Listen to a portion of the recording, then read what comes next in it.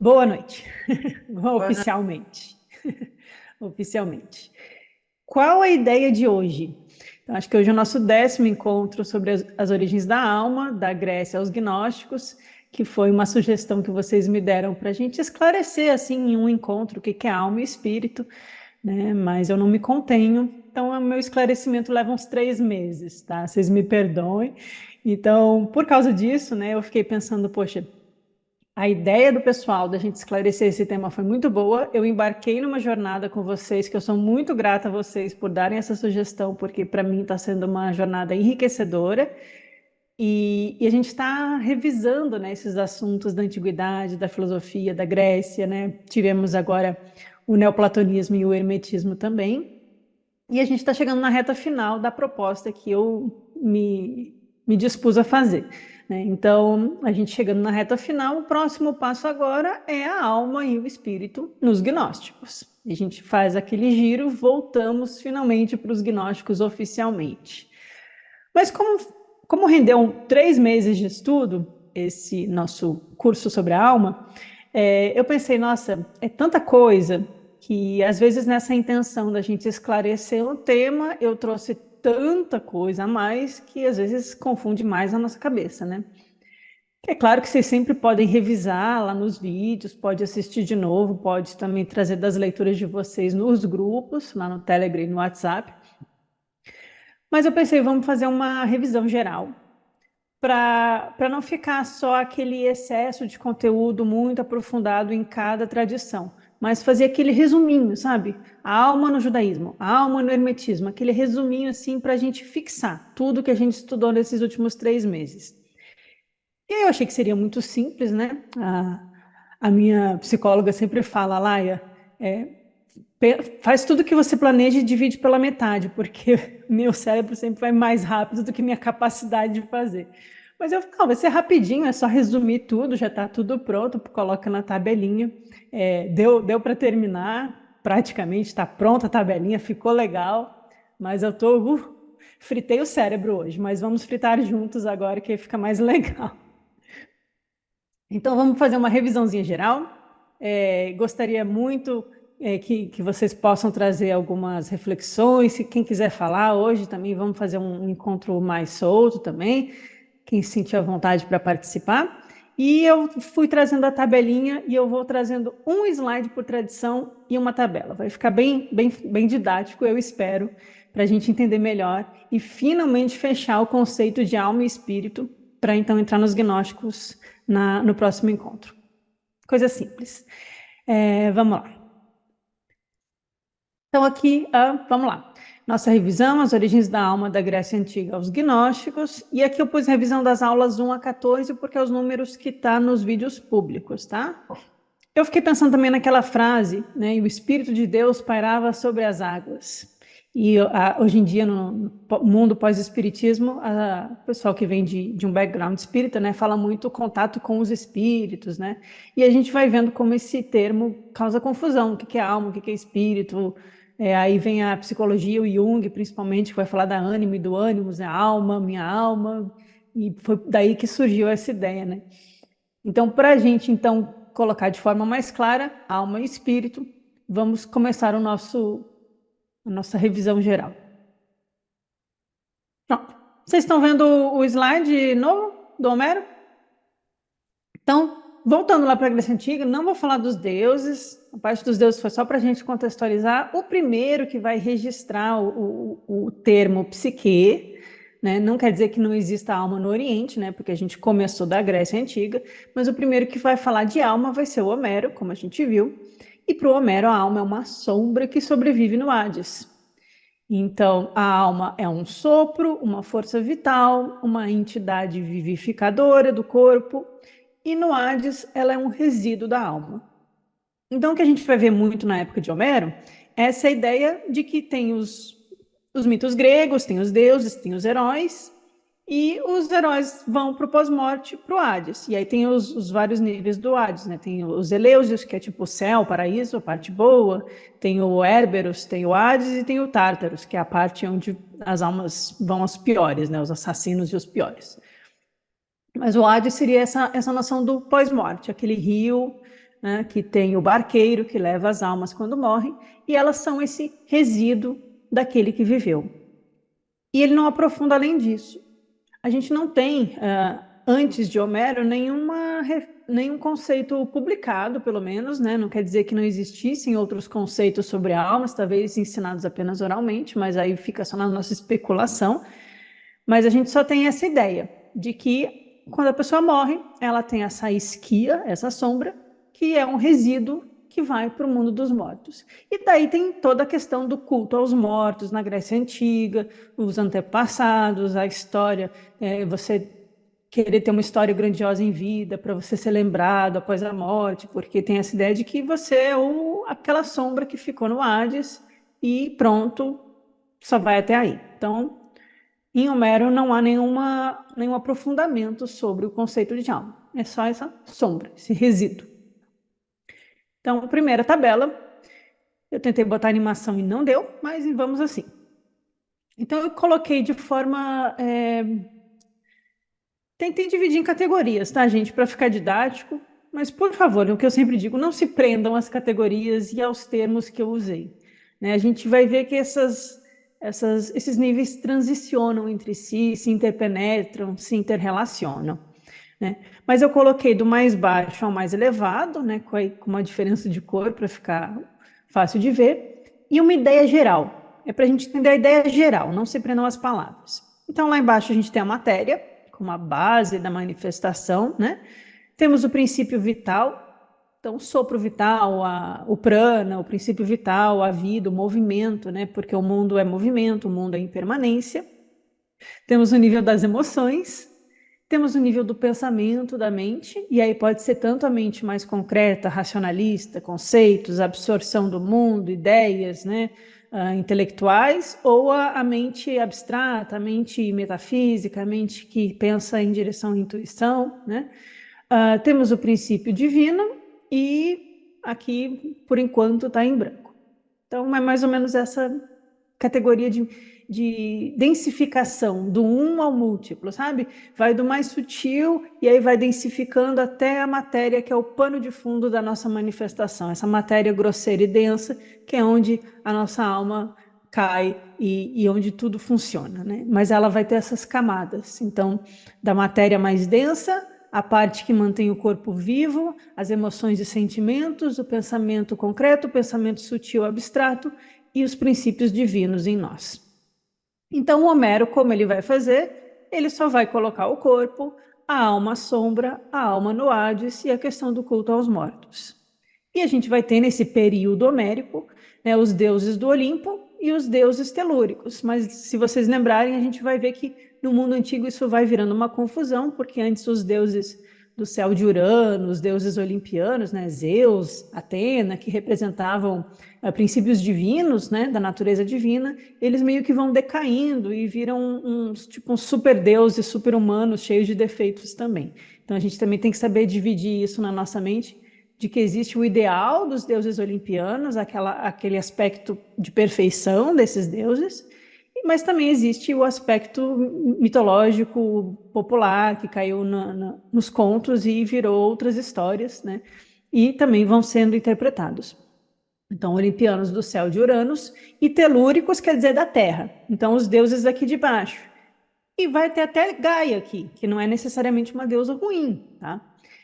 Como a mãe da terra. Mas os deuses telúricos, a gente vai ter, por exemplo, o Cronos, ou a gente vai ter o Tártaro, que é o próprio deus dos infernos, né? Então, e os gigantes, e os ciclopes, aquelas coisas mais monstruosas e mais densas. Então, essa é a época de Homero. Vamos para o próximo, que vai ser jogo rápido. Passamos rapidamente pelos cultos, e eu foquei mais no culto de Eleusis, né? Tem outros, né? Ísis, a Mitra, tem outros cultos nessa época. O de Eleusis ele é muito interessante porque a gente vai fazer uma conexão boa com os gnósticos. Os cultos de Eleusis são relacionados a Deméter, né? Deméter era a grande mãe, e a gente sabe que na Grécia Antiga tinha, antes de Homero mesmo, já tinha o culto à grande mãe, que tinha um filho e uma filha, né? Tem aí a grande mãe nutriz das almas e da terra, né? E a Deméter ela vai ser relacionada com a fertilidade, com as lavouras, com a terra ser fértil, né? A terra dar vida. Então, ela tem relação com a vida. A Deméter tem uma filha, a Core, que vai ser raptada por Ares, o deus do Hades. Ares não, Hades, o deus dos infernos, né? Que é o deus se chama Hades e a região se chama Hades, né? Ela vai ser raptada, é o tio dela, ela é raptada e levada para o submundo para viver lá com ele. E aí a Deméter, que é essa mãe fértil, ela vem em busca de sua filha. Esse é o mito. E quando ela vem, ela para de ser fértil, ela para de produzir e a terra fica estéril e seca. Então, isso vai ser relacionado com a natureza da nossa alma também. Então, quando a gente está falando em culto de mistérios, essas histórias são contadas para ressoar na nossa alma e falar sobre a nossa origem, sobre a nossa natureza essencial, sobre a nossa jornada no mundo, né? Então, isso tem a ver com a nossa jornada. A terra ter se tornado estéril e seca, porque a gente precisa resgatar a Perséfone do Hades. E aí ela faz um trato com o Hades e a Perséfone fica 6 meses no Hades, no submundo, e 6 meses ela sobe e dá origem à primavera e ao verão. Daí surgem os ciclos da natureza. Então isso tem relação com os ciclos da vida, né? A Perséfone vai ter relação com as flores, né? A primavera, ela está pegando uma flor quando ela é raptada no mito. Então, é essa alma que vai para as profundezas, ela tem esse movimento e na medicina chinesa a gente chamaria do yin, né? Para dentro, para o escuro, para o úmido, para o frio, para a interiorização, que é o inverno. E aí tem um momento que ela ressurge e, tendo feito esse trato, né? O Hades fez esse trato com a Deméter, ela aceita e a gente tem as estações do ano. Então, isso também vai falar sobre os movimentos da nossa alma, os ciclos que a gente cai no mais fundo do abismo e a gente precisa ir recobrando a nossa natureza espiritual, dar nascimento à primavera da nossa alma e chegar ao verão, que representa, né, o sol, e tem toda a questão dos deuses solares, dos heróis solares.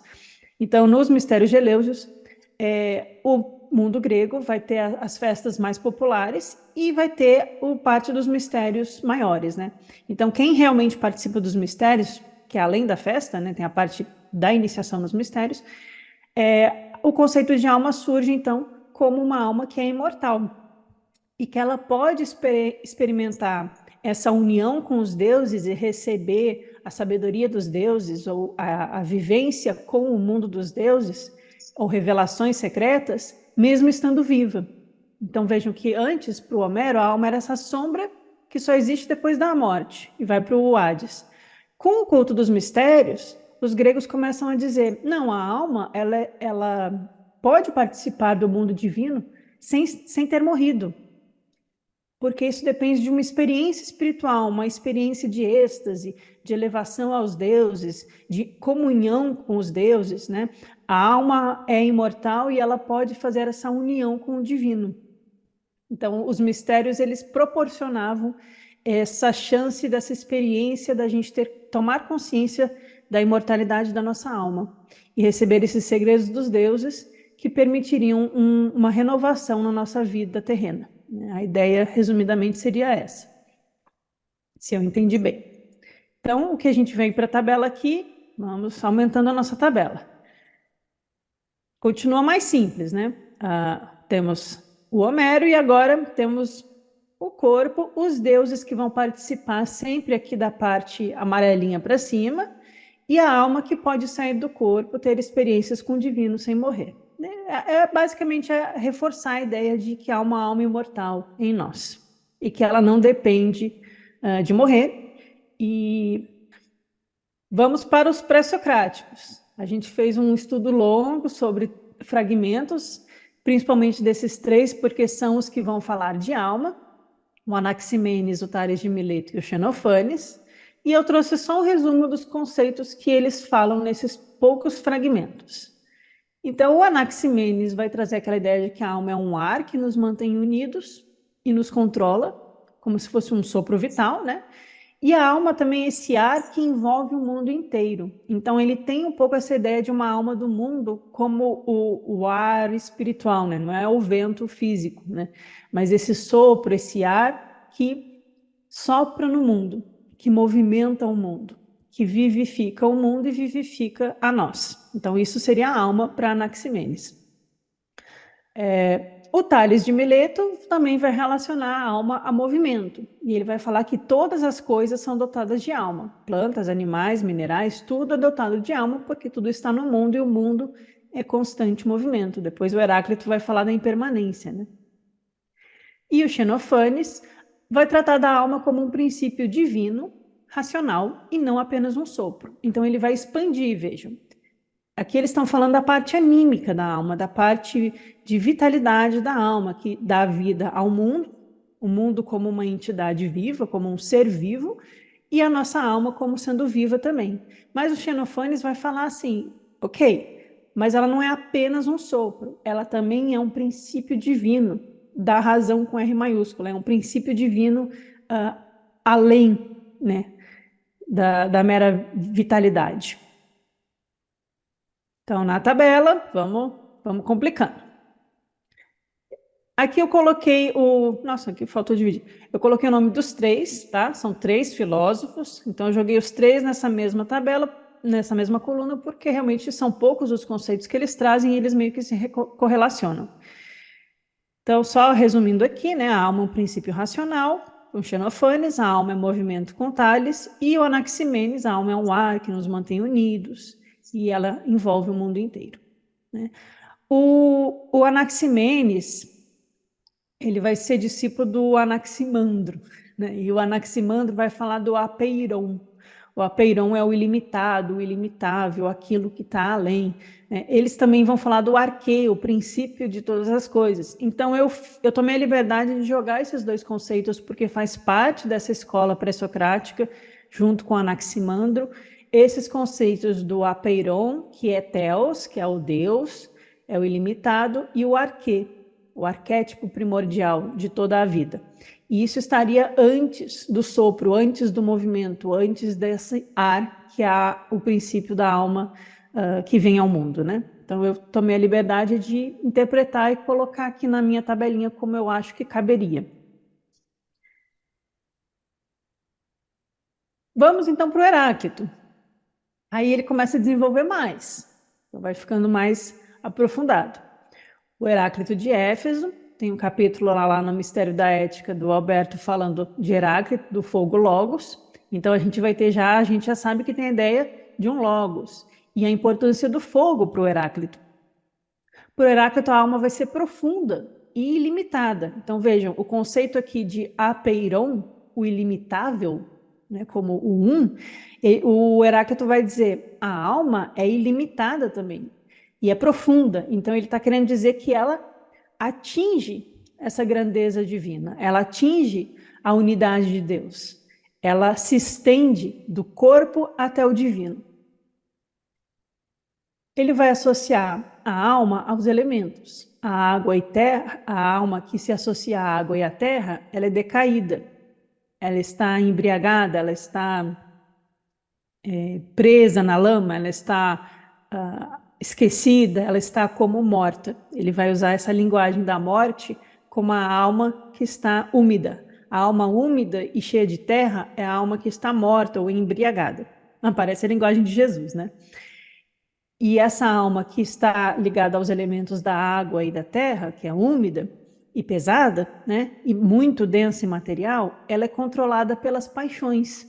É uma alma imatura e irracional. Então aqui a gente vê essa ideia da alma animalizada no Heráclito. E ele vai colocando, né, em níveis de elevação nos elementos, que quanto mais aérea a alma, mais ela se torna voltada ao pensamento elevado. E aí ele vai falar do ar úmido e do ar seco, né, bem alquímica a linguagem do Heráclito. Então, a alma de ar úmido, ela ainda tem as paixões dominando, mas o pensamento já vai tentando fazer algum esforço. A alma vai sendo seca pelo fogo da vida, e aí ela vai ficando mais aérea e mais seca, né? E se torna mais sábia e mais racional. Esse vai ser um movimento simbólico que o Heráclito vai usar para explicar a relação da alma com os elementos na manifestação do cosmos. O seu fogo, porque esses elementos estão na alma, né? Não só ela se relaciona com os elementos no mundo, como eles fazem parte da constituição da alma. Então, a alma tem um fogo, e esse fogo a eleva e a une a um logos luz. Então, quanto mais fogo, mais ela se eleva e mais ela brilha como luz e mais ela se une ao logos. Por isso que lá no livro do Alberto ele vai dizer que a alma, enquanto o logos em nós, é o que nos guia nas condutas éticas da vida, porque essa alma ela vai ser sábia, ela vai ser racional e ela não vai ser controlada pelas paixões do mundo, ela não vai estar embriagada, ela vai ter clareza mental, né? E por isso ela vai ter ações éticas, porque ela é aquecida por um fogo de logos e um fogo luz, né? A alma, para Heráclito, ela dá vida a todos os seres, e portanto é um princípio de vida, mas ele, com essa discussão da embriaguez e das paixões, e de ser mais sábio ou mais irracional e imaturo, o Heráclito vai levantar um princípio também de moralidade e racionalidade da alma, né? Quanto mais moral, mais embriagado, mais úmido a alma, e aí você vai rumando em direção a uma ética, que é a luz que ilumina a nossa consciência. Então essa vai ser a ideia de alma em Heráclito. Então, vamos aqui para o Heráclito. É sempre a última linha aqui da tabela, tá? Então, eu dividi os elementos do mais denso ao mais elevado. Então, o corpo, a terra, como aquilo, né, mais denso, a água que nos afoga, né? Tem o mito de Narciso, que se afoga também. O ar, representando o pensamento, assim como na astrologia, né? E aí a alma ar, ela se volta tanto para o ar úmido quanto para o ar seco, iluminado pelo fogo, né? Então esse pensamento ar, ele volta-se para o alto e encontra o fogo, a luz e o logos. Sempre eu gostaria de pedir para vocês observarem que parece que há uma divisão aqui entre essa parte amarela e branca e as de baixo, né? É sempre uma quebra aqui que acontece. O orfismo que a gente viu. O orfismo rendeu dois estudos longos e eu gostei muito do orfismo. Mas vamos tentar resumir. Resumir não é fácil. Vamos tentar resumir. Tem todo o mito de Orfeu, vocês podem reassistir os vídeos. Eu mesmo reassisto às vezes, não para me ouvir, mas para rever o estudo, que aí eu já vou checando as fontes. Mas é bom, é bom. No orfismo, a alma, então, vai continuar sendo imortal, e aí o orfismo vai trazer essa ideia de que a alma é prisioneira do corpo, né? Porque o Heráclito não está falando que ela é prisioneira, não está dizendo que ela está afogada, ela está densa, ela está muito presa na terra, mas é da natureza dela. O orfismo vai vir mais forte com essa analogia, essa metáfora do corpo prisão, né? Então, a alma é imortal e prisioneira de um corpo mortal.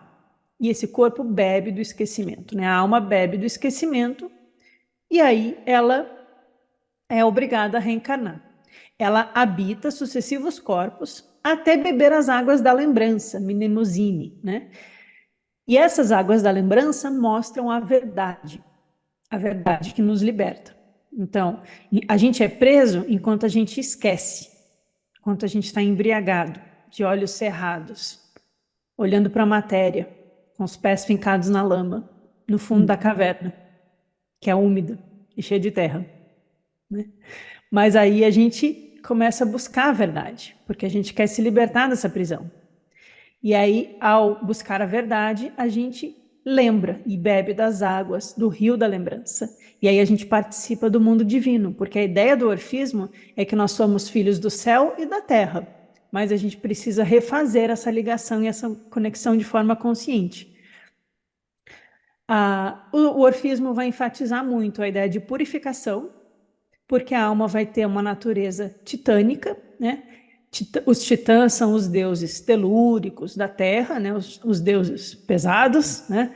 Então os titãs eles comem Dionísio no mito, e aí o coração de Dionísio misturado com as cinzas dos titãs, né? Não vou recontar o mito hoje, que não é muito longo, mas o fato é a gente entender que Dionísio é um deus ligado ao mundo olimpiano, divino, e os titãs telúricos, quitônicos, da Terra, pesados. Eles se juntam, as duas naturezas, a terrena e a divina, e dá em nós.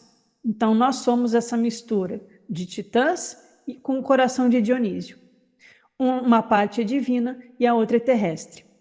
Só que essa parte terrestre é contaminada, novamente, pelas paixões, pelo esquecimento, é sempre as mesmas coisas, né, gente? E aí a gente precisa fazer um exercício de purificação e de abrir os olhos da alma e de despertar essa alma.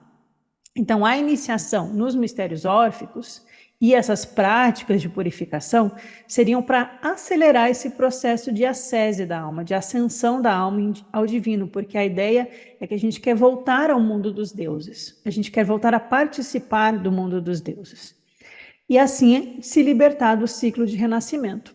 Quando a gente se liberta do ciclo de renascimento, porque a gente só renasce porque a gente esqueceu, e aí a gente se une aos deuses porque a gente passa a lembrar. Quando a gente lembra, a gente toma posse da verdade. Isso é gnose. A experiência da gnose é esse conhecimento que nos mostra a verdade, que nos dá acesso ao divino, né? E aí tem todo o mito de Orfeu, que tem que resgatar Eurídice, a sua amada, que foi para o Hades. Então ele usa a música, a harmonia, né?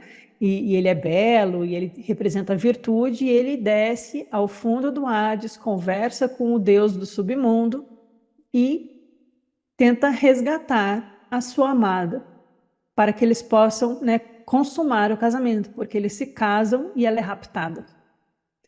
Então, a ideia aqui do esposo e da amada também aparece no orfismo, como esse Orfeu como um deus que representa a beleza, a virtude, a harmonia, que vai ao submundo resgatar essa alma raptada, assim como a Perséfone também foi raptada e foi morar no Hades, né? Os temas se repetem.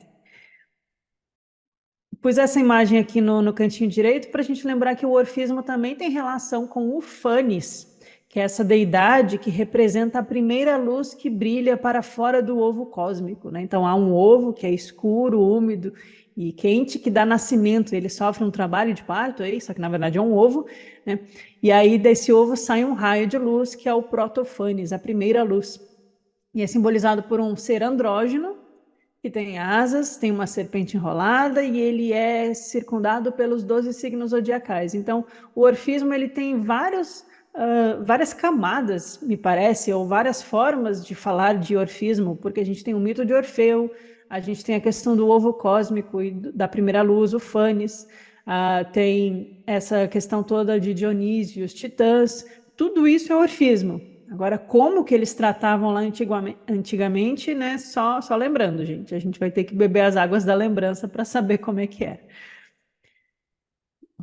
Então, aqui na tabela, vamos lá, o orfismo. Se vocês acharem que está errado, por favor, me corrijam, porque aqui é só um esforcinho racional concreto para botar em caixinhas, né? Porque o mundo espiritual, a vida espiritual não são caixinhas de tabelas. Mas temos aqui o corpo, né? A alma presa no corpo e a questão do esquecimento do rio Létis, que a gente bebe a água do esquecimento. Temos uma natureza dionisíaca, que é divina, e uma titânica, que é terrestre. E essas naturezas vão influenciar as nossas emoções. A natureza dos titãs vai ser violenta, agressiva, né? Quer tudo para si, poder, comer, essas coisas assim, e a natureza dionisíaca é o coração de Dionísio, então nos eleva em direção aos deuses. E aí a alma que se eleva, que ela dá vazão à sua natureza divina e se purifica vencendo as cinzas dos titãs, ela bebe das águas da lembrança e volta-se aos deuses. E aí ela encontra a verdade e a vida divina. Eu tentei fazer aqui esse escalonamento de como seria no orfismo, mas está aberto a interpretações. No pitagorismo, então, gente, vamos para o pitagorismo, então. Pitágoras, então, vai falar de metempsicose. Metem quer dizer mudança, psicose, psique. Então, a psique que vai mudando de corpos. Basicamente, transmigração das almas, vai ser o conceito fundamental. O Pitágoras, ele vai pegar o orfismo e expandir. Então, tudo que a gente falou sobre o orfismo vale para o Pitágoras. A questão da purificação, as paixões, o modo de vida, a ascese da alma, a alma imortal, a verdade, a sabedoria, a lembrança. Só que aí o Pitágoras vai acrescentar com a filosofia, com a matemática, com a metafísica mais discursiva, né, da filosofia. Então, tem o conceito de que a alma é imortal, que ela migra através de diversas vidas. Ele acrescenta a filosofia e coloca a matemática, no seu sentido mais sutil e elevado, como a realidade subjacente. A busca da metafísica do ser, do cosmos, do ontos, do universo, a criação do universo, tudo que está na realidade e a gente enxerga no mundo concreto como matemática, né? Então tem as formas geométricas, tem os números detrás da realidade. Então essa busca da metafísica mesmo, aquela filosofia que transcende o que é só físico e concreto e eu posso medir e dizer e dar um nome, né? Mensurar e dar uma cor e dar um nome, né? Que é essa coisa do nosso mundo. O Pitágoras mostra que há um caminho filosófico para a gente ir além disso e que a alma precisa disso. Ele vai trazer os conceitos de harmonia dos astros em harmonia com a alma.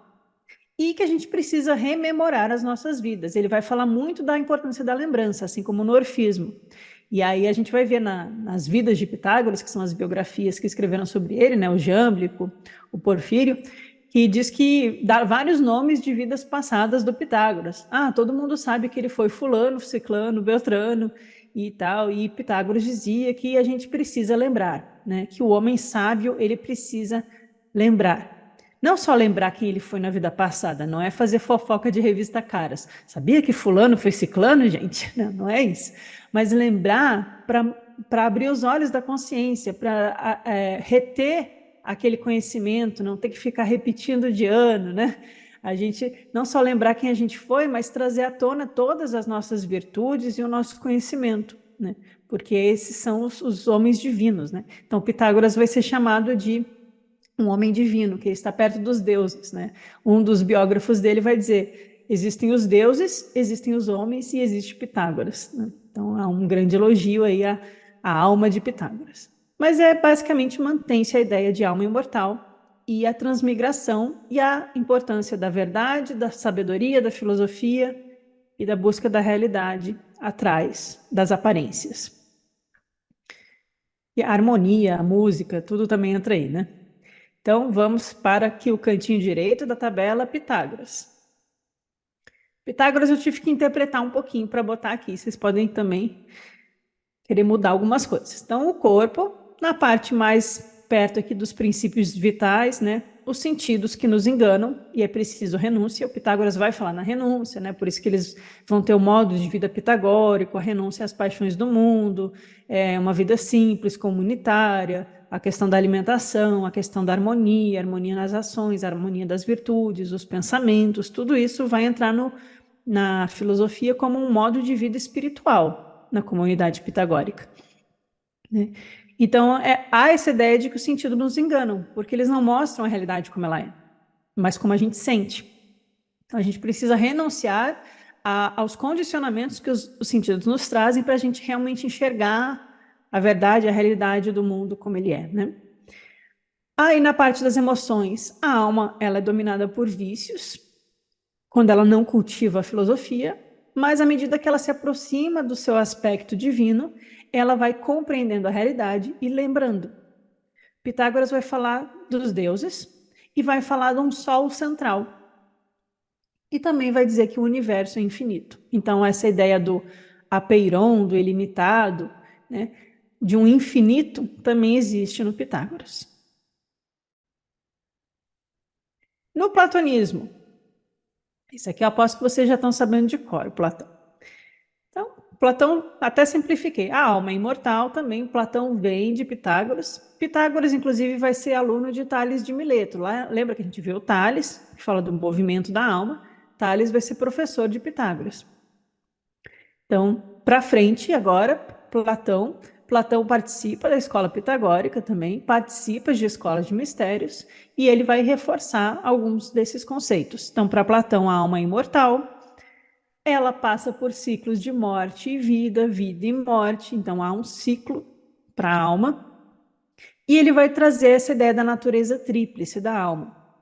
Ela pode ser dominada tanto por vícios como por virtudes, e ela não aprende coisas novas, mas recorda, né? Porque, novamente, orfismo, pitagorismo, platonismo, a lembrança da verdade, a lembrança das ideias perfeitas, a lembrança da realidade como ela realmente é. Então, a alma possui em si todo o conhecimento da verdade, mas ela precisa recordar, ela precisa não beber do esquecimento, ela precisa abrir os olhos e ver, né? É uma ênfase de Jesus essa também. E ela tem que ser guiada pelo Logos, o Logos como esse aspecto divino da alma, esse aspecto intelectivo da razão com R maiúsculo, mas mais do que isso, esse fogo Logos do Heráclito, esse Logos enquanto a luz que ilumina a consciência.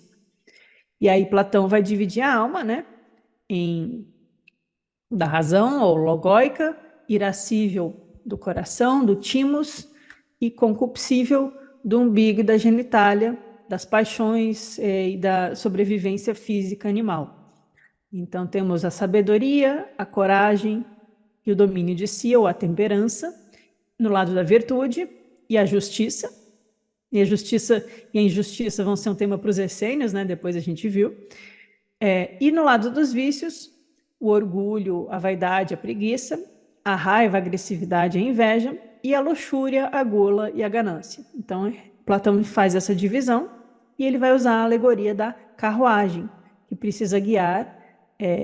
Um cavalo vai representar o coração e o outro o umbigo e as genitálias, né? Então, um vai ser as emoções e o outro vai ser os sentidos e o sentimento de vitalidade e sobrevivência no mundo. Mas eles precisam ser guiados pela cabeça, né? Então, daí vem essa imagem da carruagem de Platão. Na tabelinha, vamos lá, temos a alma das sensações, ou seja, os apetites. Então, apetite de sobrevivência é tudo, não é só apetite sexual ou de comer, né? São todos os apetites da existência. Então, a alma animal. As emoções no coração, que vão ter relação com o guerreiro, e a razão, a cabeça, que vai ter relação com o filósofo ou com o rei, na cidade ideal de Platão, né? E daí no platonismo a gente tem a ideia de que a gnose, o conhecimento do real, a gnose, o Platão usa essa palavra, gnose, tá? A sabedoria e o logos e o supremo bem, que é o um, né? Então isso vai ser a Platão. Estamos indo para o fim já. No judaísmo. O judaísmo foi difícil de resumir, porque eu tive que fazer uma introdução grande para o judaísmo para a gente, né? Mas há algumas ideias centrais que a gente trabalhou nos encontros sobre judaísmo.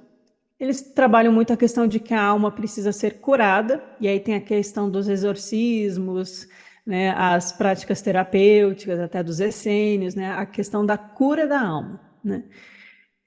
Olha só, a gente não vou entrar nas questões de guerra do nosso mundo, mas vejam que é uma ideia judaica que quem faz mal à alma de outro faz mal à própria alma. Quem mata um homem mata a sua própria alma, né? Você faz mal ao outro, você faz mal a si mesmo. Isso é uma ideia do judaísmo. A ideia de que o homem é um corpo animado, que o coração é o centro da personalidade e do caráter, e que a alma pode elevar-se a Deus, comungar com Deus, contemplar Deus, unir-se a Deus, né? Existe essa visão mística dentro do judaísmo.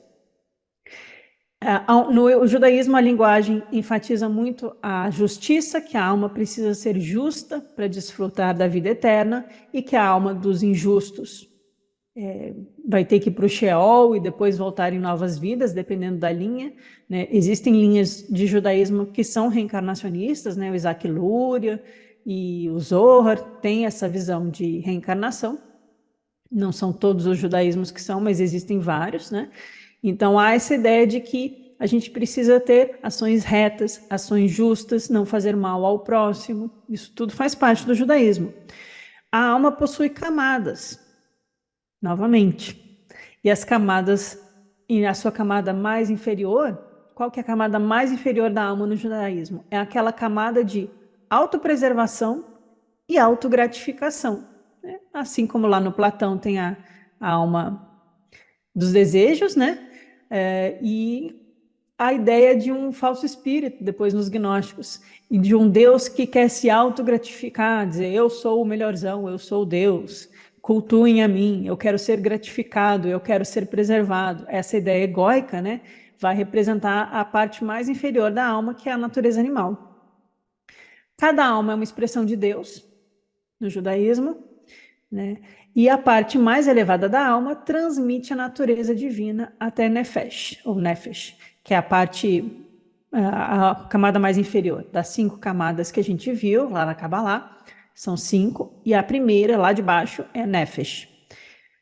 Então, a parte mais elevada da alma transmite a natureza divina até Nefesh, ou seja, o divino permeia e abarca toda a natureza da nossa alma, mas a parte inferior dela volta-se para a terra e tem uma tendência a querer se autopreservar, autogratificar e pode acabar virando violenta, viciosa e etc. E é por isso que a gente tem que tomar cuidado.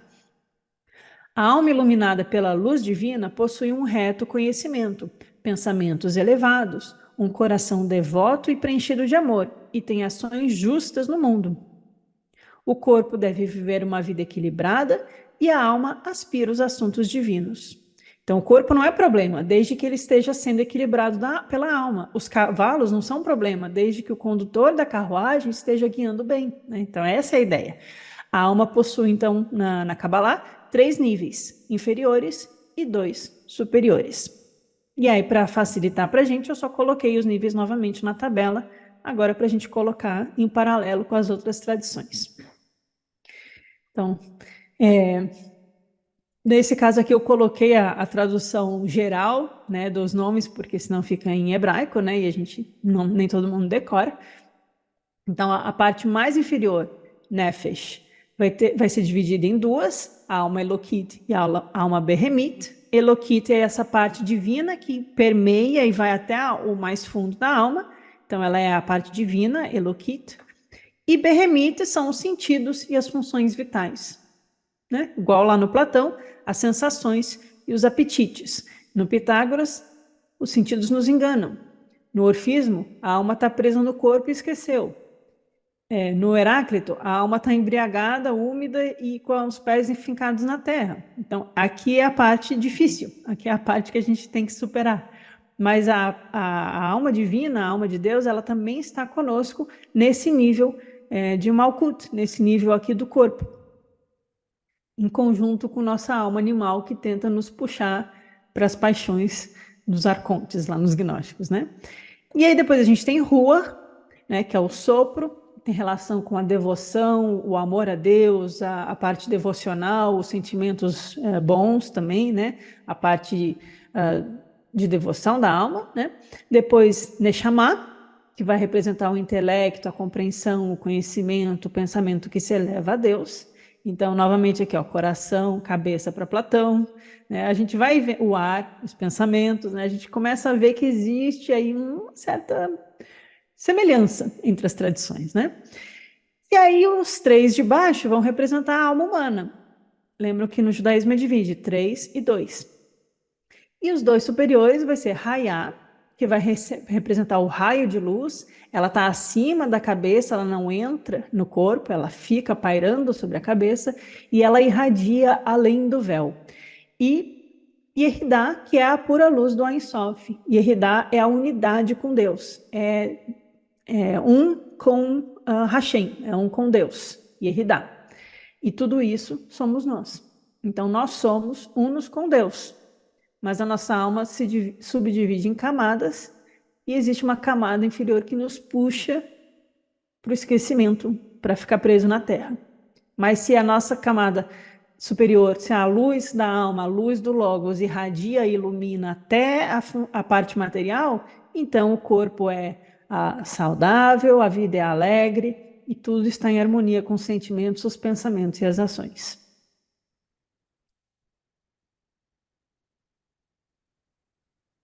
Vamos para a última. O hermetismo. O Vinícius trouxe aí uma explicação, achei bem legal. Então a gente vê só resumidamente, né, que a alma é a parte do homem que possui o logos e o nous. Tá? A gente depois vê na tabelinha onde é que fica o logos e o nous. E a alma manifesta a vida, Zoe. O corpo é receptáculo da alma e a alma é receptáculo do nous. Então vai em camadas, né? A gente precisa de um corpo para receber a alma, mas a gente precisa de uma alma para receber o princípio da centelha divina em nós. Então, por isso que a alma precisa se unir a Cristo, a Cristo não, a centelha divina, né? Que não chegamos nos gnósticos ainda. Mas essa é a ideia. O corpo é o receptáculo da alma e a alma é o receptáculo do nous. O nous é a parte divina no homem. A alma carrega a divindade em nós e a alma é imortal. Nós possuímos uma natureza material e uma natureza divina. Bem no cantinho aqui. O Vinícius até trouxe o nome em grego. Existe um homem material, ilikon anthropos, e um homem essencial, anthropos ousioides. Ousia é a essência, né? Então, a ousia é a essência, a centelha divina, talvez, aquilo que é essencial na nossa alma. E ilikon, lembram dos gnósticos que vão dizer que os homens mais violentos, materialistas e distantes de Deus são os ilíacos. Então, aqui é essa ideia, os ilikon, os ilíacos.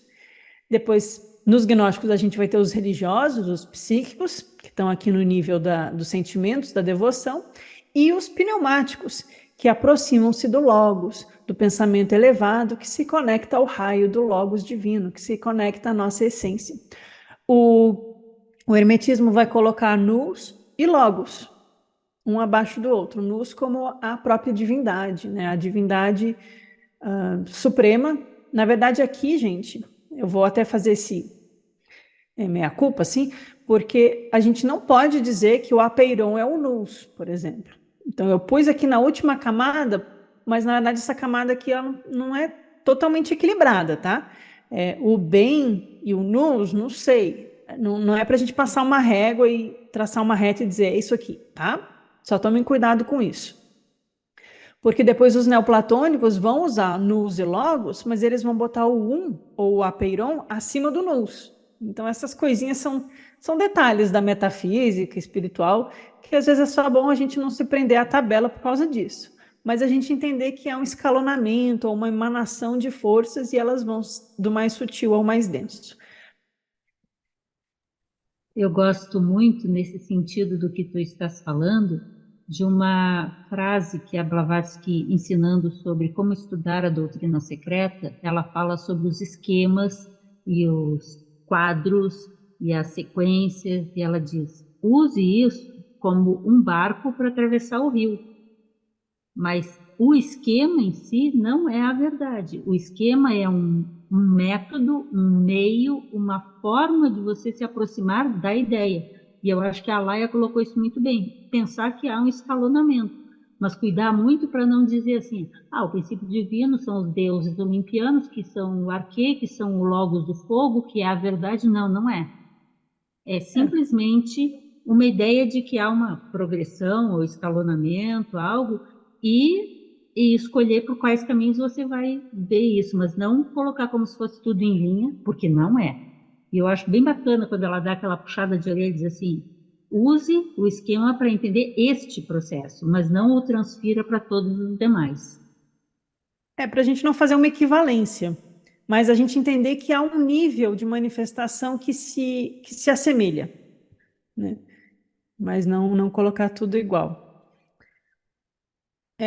Nos nossos estudos, gente, depois do hermetismo, a gente foi para o neoplatonismo, que eu não consegui botar hoje aqui na tabela, vou ficar devendo, e depois os gnósticos. Então, isso aqui foi o resumo aí dos nossos encontros, para a gente tentar entender, então, que existem níveis de manifestação ou camadas da alma que vão se densificando e que, vejam bem, ela vai se dividindo em características bem semelhantes nas tradições. Não sei se vocês vão achar que eu estou forçando a barra, nem sei se eu estou, mas eu vou olhando assim, eu penso, nossa, tem um nível aqui que tem relação com o pensamento, com a mente, com o intelecto, seja voltado para baixo ou voltado para cima, né? Na teosofia a gente falaria em manas, né?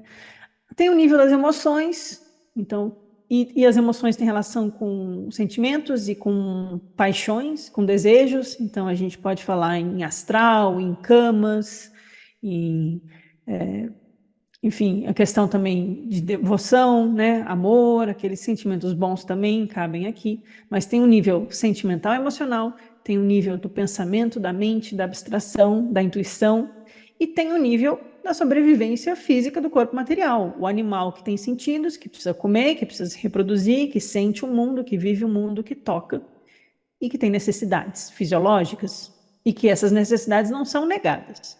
Elas precisam estar harmonizadas e alinhadas com os bons sentimentos, com uma boa devoção, com pensamentos elevados, com uma filosofia, com um pensamento que busca a sabedoria, que busca a verdade, que discerne a realidade.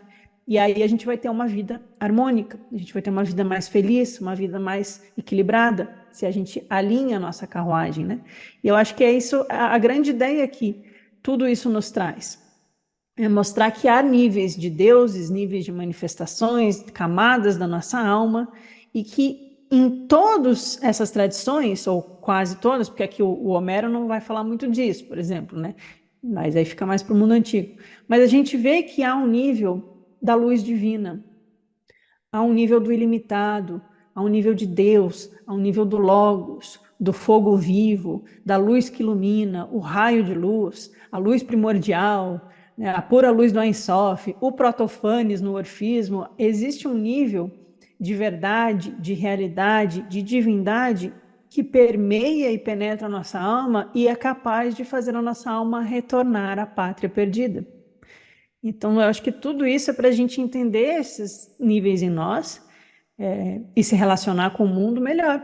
A gente se relacionar com a nossa própria divindade interior, a nossa centelha divina, e também perceber que há um trabalho a ser feito com a nossa alma, inclusive em não permitir que ela se afogue na embriaguez de Heráclito, ou ela ceda aos apetites descontrolados do cavalo negro de Platão, ou que ela fique presa no corpo e esquecida, bebendo a água do rio Létis eternamente, esquecendo de beber da água da verdade, e renunciando a estar entre os deuses para estar entre os sofrimentos do mundo, né? Essa é a verdadeira renúncia, é renunciar a estar entre os deuses. A gente fica aqui preso, né, se enganando pelos sentidos.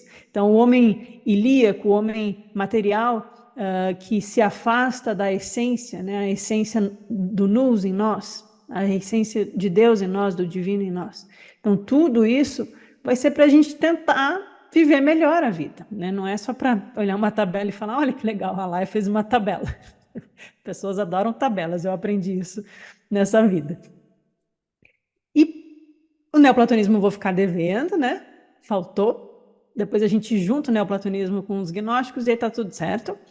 E por último, eu trouxe aqui a tabela separada, e aí o que eu fiz aqui? Né? Porque a grande pergunta do nosso estudo é entender o conceito de alma e espírito. Então, eu estou trazendo como eu entendo o conceito, tá? Me corrijam também, se não for isso. Mas como eu entendo aqui, temos a alma como esse aspecto abaixo do limite, abaixo do véu, que abarca pensamentos, sentimentos e sensações. E possui o divino em si, como o veículo do divino no mundo. E temos o espírito. O espírito não está dentro do corpo. Aqui, Raiá é o raio acima da cabeça, é a areola dos santos. O Logos, ele não pertence individualmente a nós, o Atman não é individual. A gnose pode ser acessada por todos. Os deuses não pertencem ao mundo, mas estão nos céus de Uranus. Então, a ideia do espírito, ela é que o espírito, ele é unidade, ele não é individualidade, não tem o meu espírito e o seu espírito. O espírito é o espírito de Deus que paira sobre as águas, ele é o espírito divino, é o raio da luz, é a luz divina do Ein Sof. Então, o espírito, ele traz essa questão da unidade divina, da centelha divina, que é uma para todos. E a alma já é esse veículo de personalidade, de manifestação no mundo. Então, aqui não faz sentido para mim falar que eu contactei um espírito, ou eu falei com um espírito. Isso é uma má tradução ocidental moderna, na minha opinião. Porque nesse sentido antigo, espírito é unidade divina em cada um de nós. E sendo unidade, não pode ser separatividade, né? Então, espírito é unidade e alma é a multiplicidade que recolhe, abarca essa unidade para que a gente possa ter a experiência de vida no mundo. E nos vemos terça que vem com os gnósticos.